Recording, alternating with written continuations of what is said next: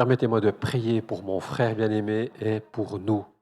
C'est vrai, Père, on te remercie pour la grâce de pouvoir bénéficier de ta parole maintenant. De quelle dépend notre foi? La foi vient de ce qu'on entend, et ce qu'on entend vient de la parole de Dieu ou de Christ. Merci maintenant pour Didier, que tu as mis sur son cœur justement cet attachement à l'Écriture. Seigneur Jésus, remplis notre frère maintenant de ta paix. Remplis-le vraiment de ta paix maintenant. Remplis-le de ta grâce, que ton esprit soit en lui et que Seigneur Jésus, toi-même, tu parles au travers de notre frère. Toi-même que tu manifestes ta parole, l'écriture sur laquelle est fondée l'Église, sur laquelle est fondée notre espérance, sur laquelle est fondée notre vie et notre foi en toi.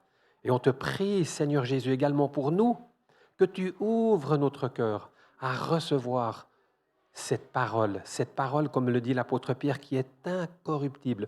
Tu sèmes au travers de ta parole une incorruptibilité que nous vivrons un jour pleinement quand Seigneur Jésus, tu apparaîtras et que nous vivrons cette résurrection. Alors Seigneur Jésus, viens maintenant parler au travers de notre frère et viens Seigneur Jésus ouvrir notre cœur. Que ta grâce et ta paix soient avec nous maintenant, Père, en Jésus-Christ. Amen. Merci. Bonjour tout le monde, vous m'entendez? Oui?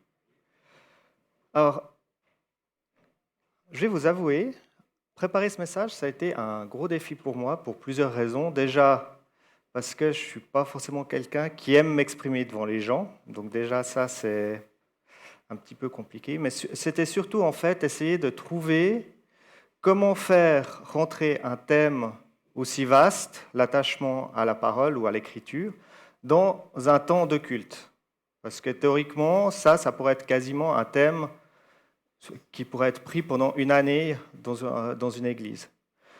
Donc, du coup, je me suis dit, vu que beaucoup d'entre vous ne me connaissent pas forcément, je me suis dit, je vais déjà partir de mon témoignage, comment moi, je vis la relation avec la parole, comment j'ai vécu la relation avec la parole de Dieu, et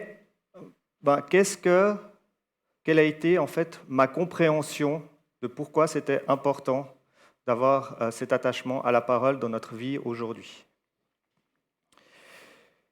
Et si je commence depuis le début, en fait, mon aventure avec la parole de Dieu a commencé quand je me suis fait baptiser en 1996. Ce jour-là, en fait, mon parrain m'a offert ma première Bible d'études dans laquelle il a écrit le verset de Josué 1,8 qui dit que ce livre de la loi ne s'éloigne pas de toi, médite-le jour et nuit pour agir avec fidélité conformément à tout ce qui est écrit, car c'est alors que tu auras du succès dans tes entreprises, c'est alors que tu réussiras. Je dois avouer que ce verset, j'ai mis très longtemps à comprendre toute sa signification et toute l'implication qu'il pouvait avoir dans ma vie. Plus précisément, il m'a fallu à peu près 4 ans, un éloignement complet de Dieu, un appel plutôt brusque de sa part et un camp de ski. Pourquoi un camp de ski? Parce que durant ce camp de ski, j'ai vécu beaucoup de soirées à prier, à discuter. J'ai vécu beaucoup de brisements aussi par rapport à mon passé. Et durant l'une des dernières soirées, en fait, Dieu, il m'a posé cette question. Comment est-ce que tu veux méditer ma parole si tu ne la connais pas? Et du coup, ça m'a fait pas mal réfléchir. Et la dernière soirée du camp, j'ai compris qu'en fait, Dieu me lançait un défi. C'était celui de lire sa parole en une année. Alors, je dois avouer, je suis quelqu'un qui n'aime pas du tout lire. D'ailleurs, si elle était là, ma femme pourrait vous témoigner que j'ai 2-3 livres qui prennent un peu la poussière sur ma table de nuit, parce que voilà, c'est quelque chose que j'aime pas, ma foi, c'est comme ça, j'ai jamais aimé. Mais par contre, durant ce temps où Dieu m'a mis au défi de lire sa parole, il m'a aussi fait découvrir un livre que j'ai pris avec moi, qui est celui-ci, c'est la Bible en une année. Et en fait, c'est un livre qui m'a beaucoup aidé parce qu'il est très bien structuré. Donc chaque jour, il va vous faire lire une partie de l'Ancien Testament, une partie du Nouveau Testament. Et ça nous permet en fait de vraiment parcourir la Bible chaque jour et de pouvoir passer par des temps où on va pouvoir un peu méditer chaque passage de ce qu'on lit et voir ce qu'il peut nous apporter dans notre vie de tous les jours. Et je dois avouer une chose, cette année où je me suis plongé dans sa parole a été une des années les plus fantastiques de ma vie de jeune adulte. J'ai appris énormément de choses sur Dieu, sur son caractère, qui j'étais en tant qu'homme, mais aussi en tant que disciple de Dieu. Et enfin, quel sens vraiment avait ma vie sur cette terre. En résumé, en une année, j'ai appris plus de choses sur Dieu et sur moi-même qu'en 25 ans de vie sans connaissance aucune de sa parole. Je suis maintenant convaincu, grâce à cette expérience qui a commencé maintenant il y a un peu plus de 20 ans, que la connaissance et la mise en pratique de sa parole est quelque chose de primordial dans ma vie de chrétien. Même si actuellement je suis dans une période de ma vie où je ne peux plus forcément lire toute la parole en une année, je m'efforce quand même chaque jour à lire un passage et à la lumière de ce passage, voir comment je peux le mettre en pratique dans ma vie. Et en fait, quand j'ai découvert la Bible, quand je l'ai lue pendant cette année-là, en fait, j'ai compris plusieurs choses qui étaient importantes autour de la parole et pourquoi c'était important de la lire et de l'avoir vraiment dans son cœur. D'ailleurs, ce qui était très intéressant, c'est que le dernier chant, en fait, il a carrément exposé le plan de ce que je vais vous raconter ce matin. Donc, le premier point important que j'ai découvert en lisant la Bible, c'est que la parole est la vérité. Au début, quand j'ai découvert la Bible, une question que je me suis posée, c'était, mais est-ce que la Bible, c'est une suite de textes, juste comme ça, mis bout à bout par les hommes, ou bien est-ce que c'est vraiment la parole de Dieu, inspirée et transmise aux hommes? Et justement, dans mes lectures, il y a deux versets qui m'ont particulièrement touché, deux passages plutôt qui m'ont particulièrement touché. Le premier, c'est dans 2 Timothée 3, les versets 16 et 17, où il est dit « Toute l'écriture est inspirée de Dieu et utile pour enseigner, pour convaincre, pour corriger, pour instruire dans la justice, afin que l'homme de Dieu soit formé et équipé pour toute œuvre bonne. » Et le deuxième verset qui m'avait particulièrement frappé, c'est Jean 17, 17, donc ça fait partie de la prière sacerdotale de Jésus. Et il est dit, consacre-les par la vérité, ta parole est la vérité.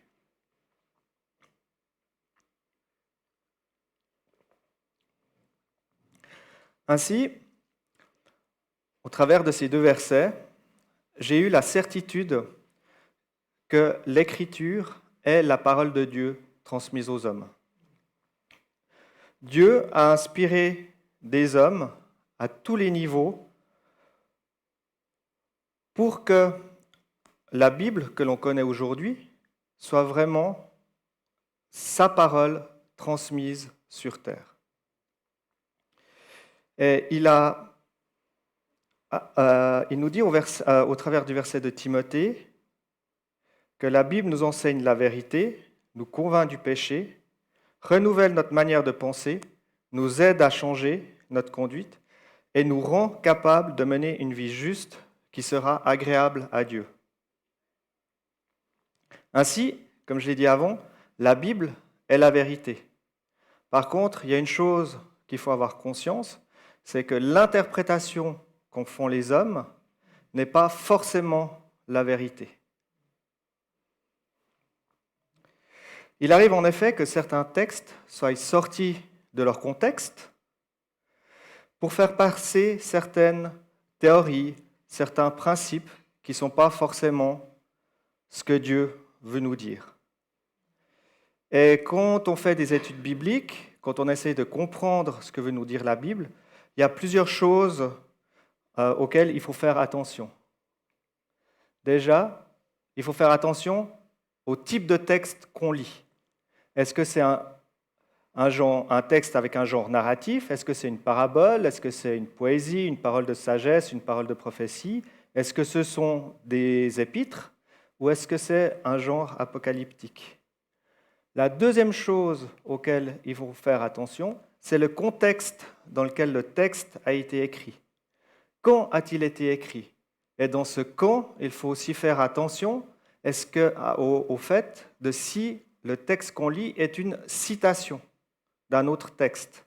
Si c'est une citation d'un autre texte, si on veut l'interpréter, c'est toujours bon de revenir en arrière au texte original pour vraiment comprendre toute sa signification.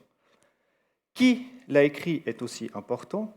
Où a-t-il été écrit et pour qui a-t-il été écrit?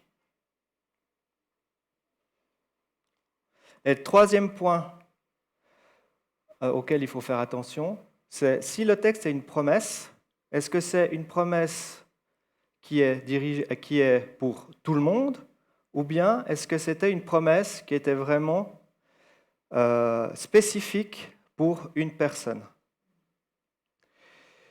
Et un exemple de fausse théorie que je voulais vous partager ce matin, qui a été pas mal répandu il y a un certain temps dans les églises, c'est en fait une théorie qui était apportée par un homme qui s'appelle Claude Inierski, qui a écrit plusieurs livres, dont un, Septembre 2015, 7 preuves irréfutables de la date de l'enlèvement de l'Église. Pourquoi je vous partage ça? Parce qu'en fait, c'est quelque chose qui avait beaucoup impacté mon ancienne église à Lausanne. Et en fait, c'est ce qui a mené en fait, l'église à s'arrêter.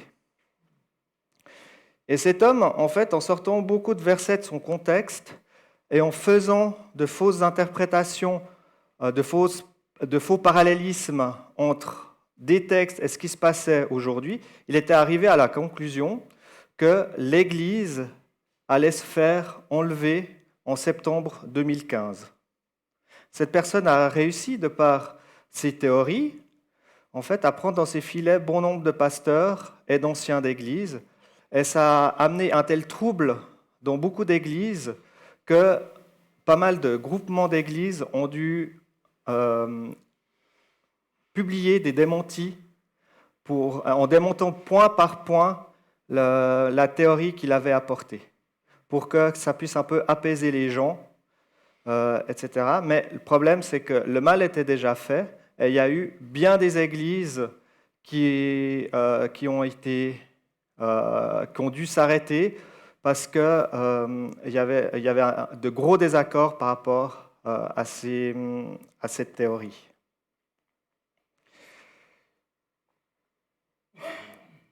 Et c'est pour ça que vraiment l'interprétation qu'on fait de la parole de Dieu doit être vraiment au plus proche de celle-ci. On ne peut pas se permettre de prendre un texte, de le sortir comme ça et de vouloir faire passer des théories abracadabrantes. Et avoir cette certitude que la parole de Dieu est la vérité devrait faire partie du pas de foi que tout chrétien devrait faire lors de sa conversion. Et aussi, pour ceux qui ne savent pas, j'ai une formation scientifique et j'aime bien un peu j'aime bien un peu voir les choses aussi pas seulement à la lumière de la foi, mais aussi à la lumière scientifique. Et ce qui est très intéressant, c'est qu'il y a beaucoup de choses et d'événements de la Bible qui ont été démontrés comme étant véridiques au niveau archéologique, par exemple. Par contre, il y a un point où il faut faire attention, c'est que certains disent, oui, mais il n'y a pas toute la Bible qui a été prouvée de façon scientifique, donc on ne peut pas dire que la Bible est la vérité. Et ça, il faut faire attention parce que c'est totalement faux. Je vous rappelle, ce que j'ai dit avant, c'est que admettre que la Bible est la vérité devrait être un pas de foi. Et si tout pouvait être prouvé scientifiquement, ce pas de foi serait totalement inutile, vu que tout aurait été prouvé.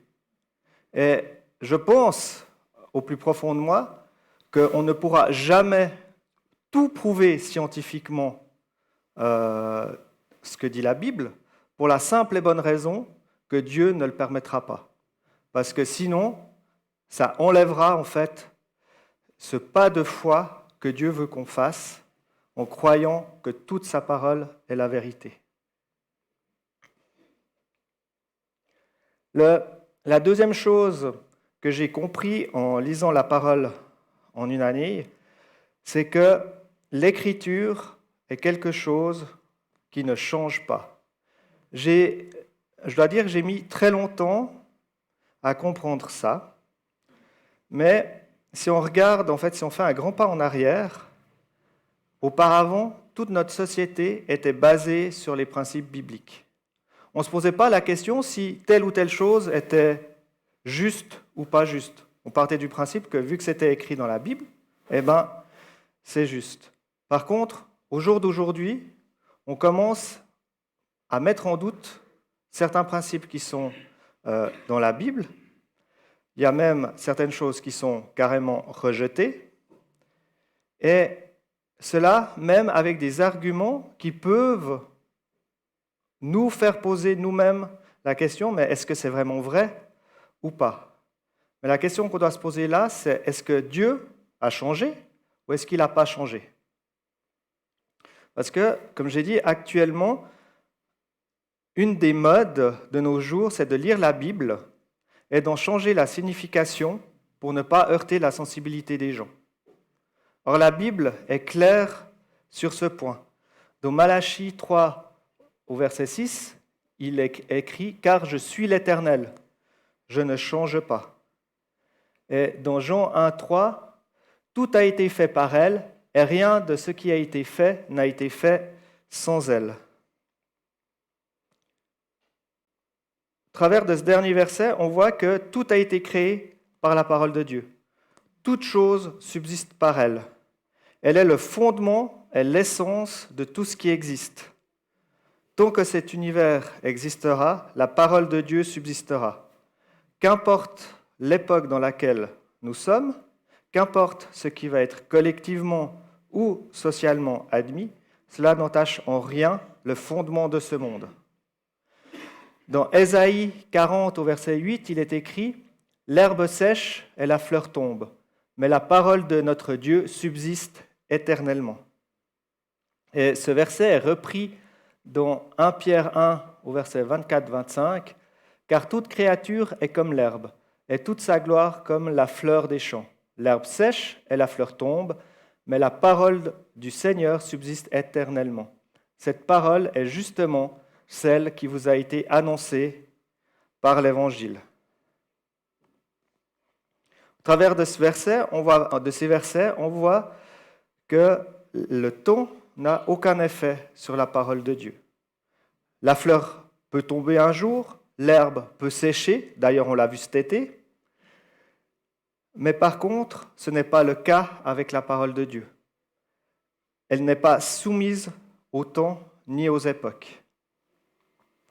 Nous sommes tentés de nous dire que les temps ont changé, que nous devrions essayer de laisser tomber certains principes bibliques, mais rappelons-nous que nous sommes dans le monde, mais nous ne sommes pas du monde. Nous avons un système de référence différent du monde, et ce système, c'est la parole de Dieu.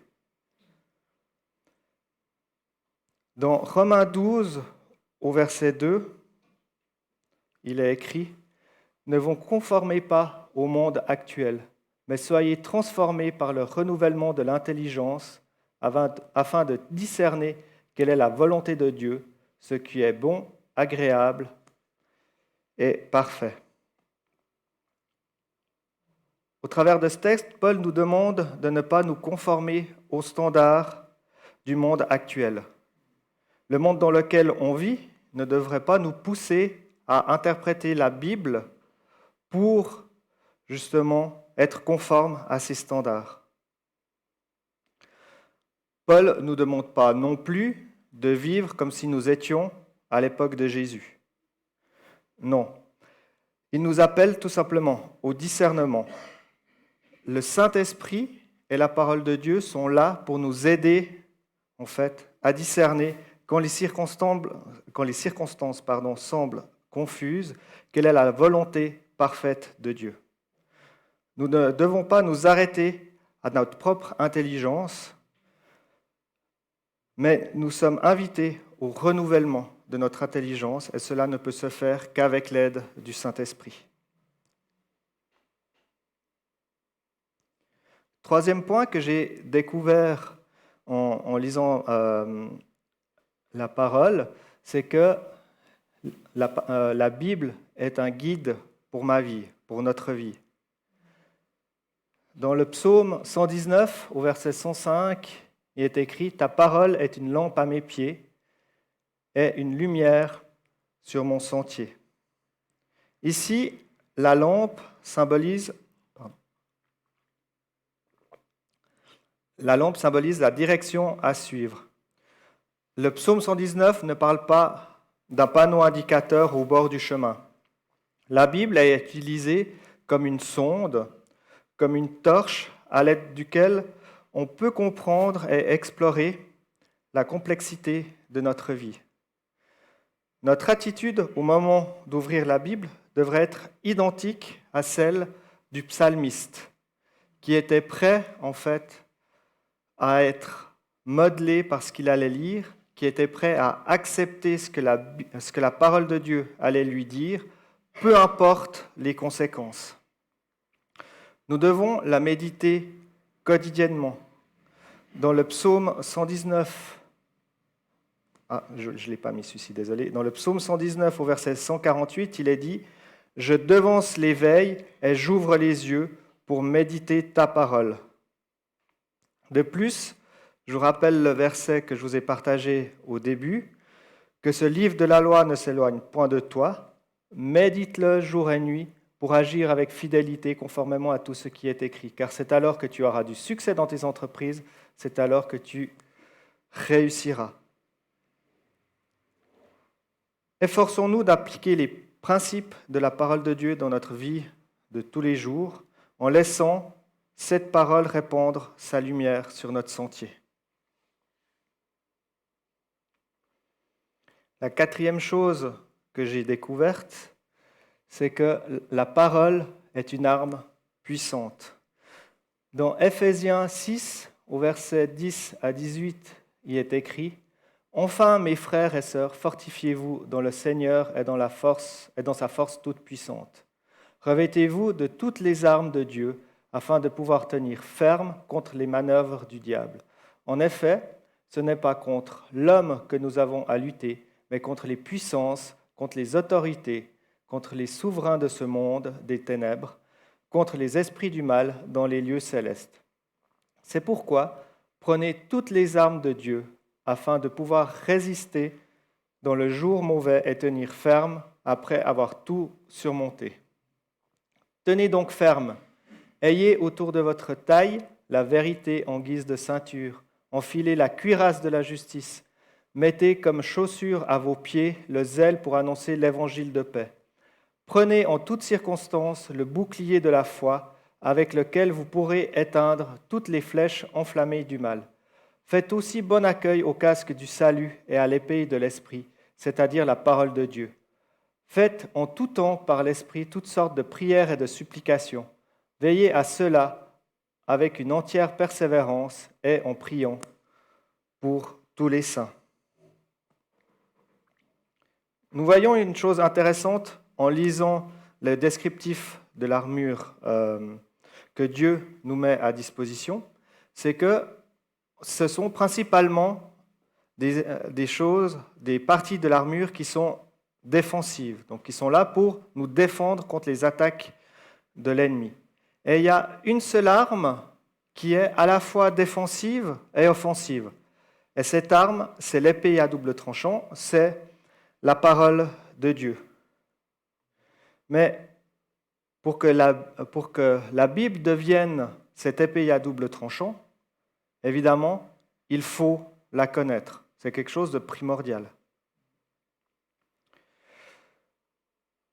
Pourquoi est-ce qu'il faut la connaître, comme c'était encouragé dans Josué 1,8 ? Parce que quand les circonstances arrivent, quand vous en avez besoin, on a rarement notre Bible avec nous. Bon, c'était principalement vrai avant les smartphones. Maintenant, avec les smartphones, on peut avoir notre Bible tout le temps avec nous. Par contre, à l'époque où moi, j'ai lu ma Bible en une année, je n'avais pas encore de smartphone, donc en fait, j'avais tout le temps une Bible avec moi. Mais c'est vrai que selon les circonstances, selon où on se trouve, on n'a pas forcément de Bible avec nous, on n'a pas forcément accès à la parole, et donc la connaître peut nous permettre de résister à certaines tentations. Par exemple, si on se promène, ça c'est quelque chose qui me concerne, c'est pour ça que je me permets de vous le raconter, si on se promène dans la rue, qu'on voit dans un garage une superbe voiture, toute neuve, toute jolie et tout, et puis qu'on est tenté à l'acheter, alors que, évidemment, on a une voiture qui va très bien, qui nous emmène bien de point A au point B, et en fait, on n'aurait aucune utilité d'acheter cette voiture. Pourtant, on a vraiment très envie. En tout cas, personnellement, je sais que si je vois une belle voiture, j'aurais très envie de l'acheter. Par contre, si dans mon cœur, je n'ai pas les versets qui parlent des dépenses inconsidérées, eh bien, j'aurais de la peine à résister à cette tentation. Par contre, si je sais que c'est quelque chose que Dieu ne veut pas forcément, qu'on dépense de l'argent à tort et à travers pour des biens matériels, eh ben, c'est clair que j'aurais plutôt tendance à me dire « Ouais, non, c'est vrai que c'est une belle voiture, mais ma foi, j'ai ce qu'il faut à la maison, j'ai ce qu'il faut déjà, ben, voilà, elle est belle, qu'elle reste dans ce garage, en tout cas, elle n'est pas pour moi. » Et pourquoi je dis ça, c'est que aussi Satan, il n'a pas peur de notre parole.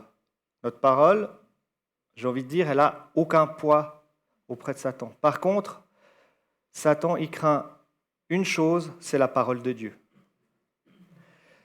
Et le meilleur exemple qu'on peut avoir par rapport à ce point-là, c'est le texte qui raconte la tentation de Jésus avant le début de son ministère. Dans Matthieu 4, au verset 1 à 11, « Puis Jésus fut emmené par l'Esprit dans le désert pour être tenté par le diable. Après avoir jeûné 40 jours et 40 nuits, il eut faim. Le tentateur s'approcha et lui dit, « Si tu es le Fils de Dieu, ordonne que ces pierres deviennent des pains. » Jésus répondit, « Il est écrit, l'homme ne vivra pas de pain seulement, mais de toute parole qui sort de la bouche de Dieu. » Le diable le transporta alors dans la ville sainte, le plaça au sommet du temple et lui dit, « Si tu es le Fils de Dieu, jette-toi en bas. En effet, il est écrit, il donnera des ordres à ses anges, à ton sujet, et ils te porteront sur les mains, de peur que ton pied ne heurte une pierre. » Jésus lui dit, « Il est aussi écrit, tu ne provoqueras pas le Seigneur ton Dieu. » Le diable le transporta encore sur une montagne très élevée, lui montra tous les royaumes du monde et leur gloire, et lui dit, « Je te donnerai tout cela si tu te prosternes pour m'adorer. » Jésus lui dit alors, « Retire-toi, Satan. En effet, il est écrit, c'est le Seigneur, ton Dieu, que tu adoreras, et c'est lui seul que tu serviras. » Alors, le diable le laissa, et voici que des anges s'approchèrent de Jésus et le servirent.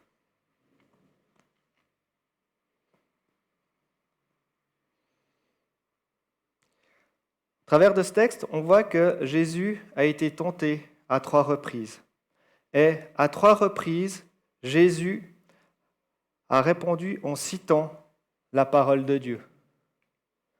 Donc au verset 4, Jésus répondit, « Il est écrit, l'homme ne vivra pas de pain seulement, mais de toute parole qui sort de la bouche de Dieu. » Et ce verset, en fait, est une citation de Deutéronome 8, verset 3. « Il t'a humilié, il t'a fait connaître la faim, et il t'a nourri de la manne, que tu ne connaissais pas et que tes ancêtres non plus n'avaient pas connue, afin de t'apprendre que l'homme ne vit pas de pain seulement, mais de toute parole qui sort de la bouche de l'Éternel. » La deuxième citation se trouve au verset 7.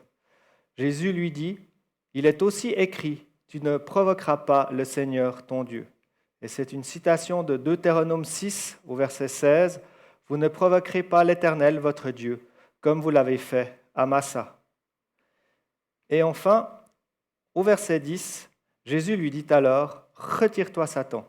En effet, il est écrit, c'est le Seigneur ton Dieu que tu adoreras, et c'est lui seul que tu serviras. » Et c'est une citation de Deutéronome 6 au verset 13, « C'est l'Éternel ton Dieu que tu craindras, c'est lui que tu serviras, et c'est par son nom que tu prêteras serment. » Donc, on peut voir que Jésus, en fait, il n'a pas eu besoin de prendre les parchemins où le livre de Deutéronome était écrit pour lire ces versets, parce qu'il les connaissait, c'était dans son cœur déjà. Et ainsi, il a pu répondre directement à Satan par des paroles de vérité contre lesquelles Satan n'a rien pu faire. Par contre, dans ce passage, il y a aussi 2 versets qui montrent pourquoi on doit aussi connaître vraiment profondément la parole de Dieu. Parce que Satan, il peut aussi essayer de nous tromper au travers de la parole.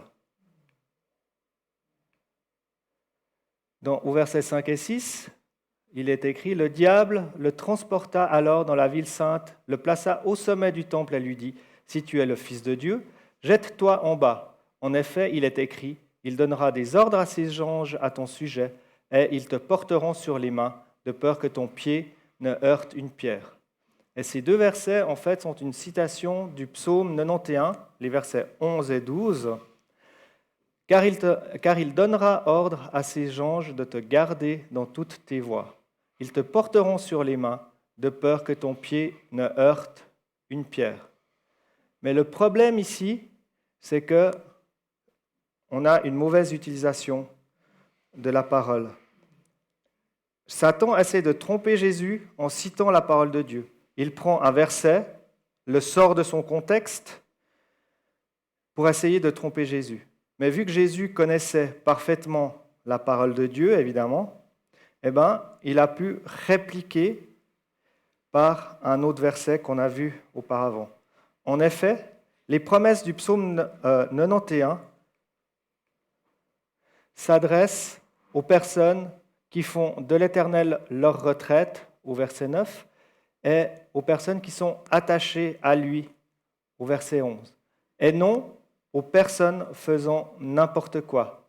Donc, parce que, honnêtement, même si on sait que Dieu veut nous protéger, si on se met en haut d'une falaise, qu'on saute, c'est un peu faire n'importe quoi. Et c'est presque se moquer de Dieu, comme c'est expliqué en Galates 6, 7, où en fait il est dit qu'on ne doit pas se moquer de Dieu. Donc, au travers de tous ces exemples, on voit que la parole nous sert à combattre l'ennemi. Elle est une arme puissante. Elle nous donne la victoire dans le monde spirituel. Il est donc important de la connaître et de savoir la maîtriser.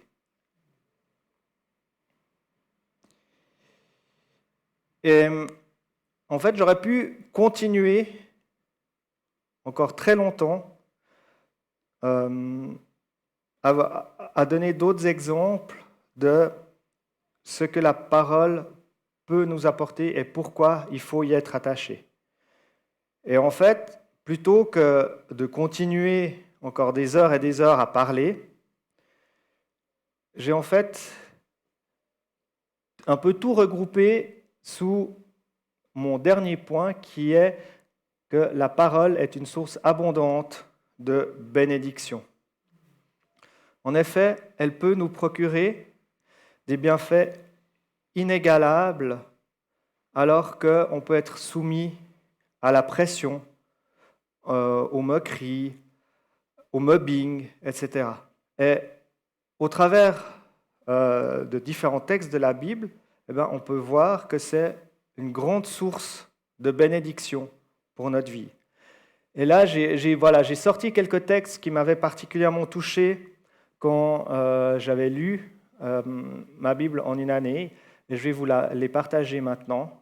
Donc en fait, la parole de Dieu, déjà, elle bâtit notre foi. Dans Romains 10, 17, il est écrit « Ainsi, la foi vient de ce qu'on entend, et ce qu'on entend vient de la parole de Dieu. » Elle nous sonde, elle regarde au plus profond de notre cœur. Dans Hébreux 4, au verset 12, en effet, la parole de Dieu est vivante et efficace, plus tranchante que toute épée à deux tranchants, pénétrante jusqu'à séparer âme et esprit, jointure et moelle. Elle juge les sentiments et les pensées du cœur. Ensuite, elle nous guérit.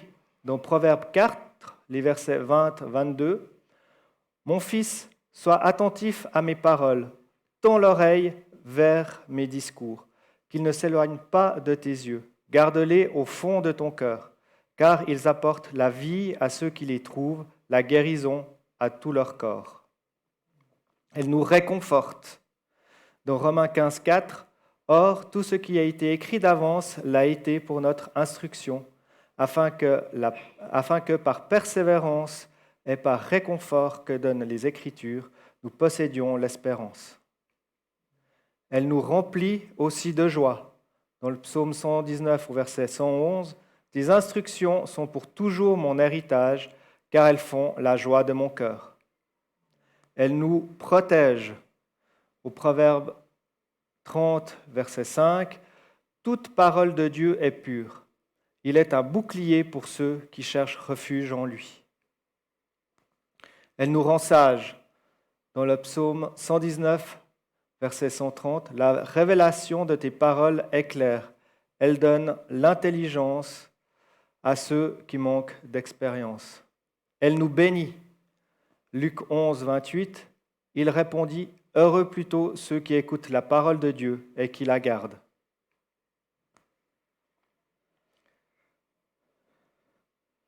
J'arrive gentiment au terme de ce que je voulais vous partager ce matin. Et en conclusion, je voulais vraiment vous encourager à être attachés à sa parole. Pourquoi ? Parce que vous serez ainsi sûr d'être parfaitement dans le plan que Dieu a pour votre vie. Dans le psaume 119, verset 11, « Je serre ta parole dans mon cœur afin de ne pas pécher contre toi. » Et je trouve que pour conclure ce message, ce verset est super parce qu'il démontre vraiment tout l'effet que peut avoir la parole dans notre cœur. Et pendant ce message, donc, on a pu voir que la parole de Dieu est vérité, elle ne change pas, elle est un guide, c'est une arme puissante, elle est source de bénédiction. Soyez donc ouverts et disposés, ça c'est l'encouragement que j'aimerais avoir pour vous ce matin, c'est d'être ouverts et disposés à changer afin que la parole de Dieu puisse faire son œuvre en vous. Et ça, cet encouragement, je le dis aussi pour moi, bien sûr. La parole est vraiment une lumière qui va éclairer votre vie à la lumière de sa vérité. Laissez-la s'enraciner en vous et devenir le fondement de votre vie. En faisant ça, vous serez comme l'homme décrit dans Luc 6. Vous aurez bâti votre vie sur sa parole et peu importe les circonstances, peu importe les tempêtes que vous traverserez, vous ne serez pas ébranlés.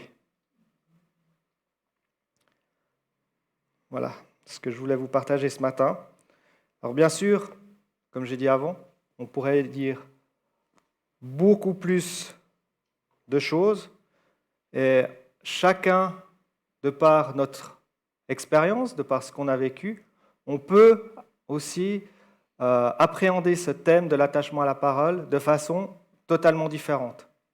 Et c'est pour ça que je voulais vraiment vous ouvrir mon cœur par rapport à moi, ce que j'avais vécu. Je trouvais que c'était la façon la plus simple, en tout cas pour moi, de vous apporter ce message. Merci.